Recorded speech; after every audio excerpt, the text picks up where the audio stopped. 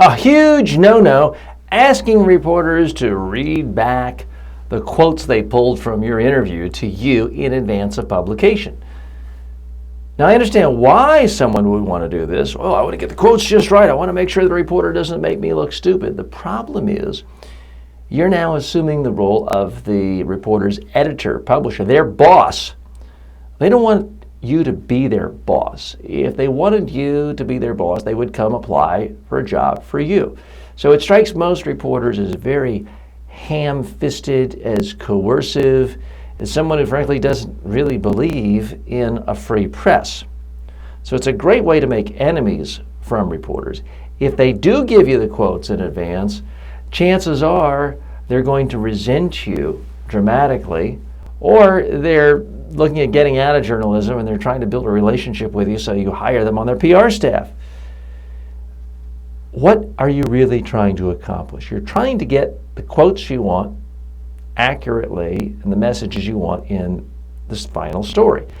The way to do that is by actually preparing messages and sound bites in advance. In my experience, the people who are the first ones to demand that a reporter read the quotes back are the last ones to actually prepare sound bites in advance. You've heard me stress this in previous episodes, but all sound bites, all quotes come from 10 speech patterns.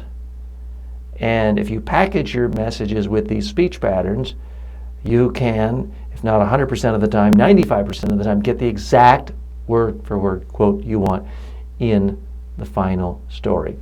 Now, what happens to many people is they'll accidentally have a soundbite come out of their mouth that's off message. Of course, we were worried after Brexit that the world economy would melt down and we'd all be unemployed.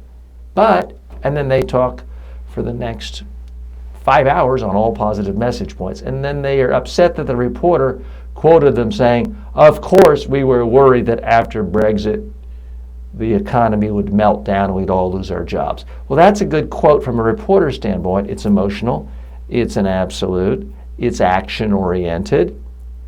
It's attacking. So it has really half a dozen soundbite elements in that sentence I gave you. So a reporter's going to use it. And it's accurate because I said it.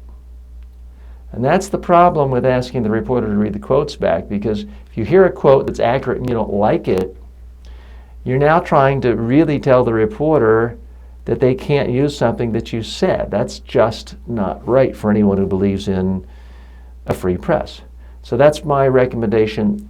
Focus your energies on having good messages and great quotes, great sound bites. Do not insult reporters by asking them to read back to you quotes from your interview.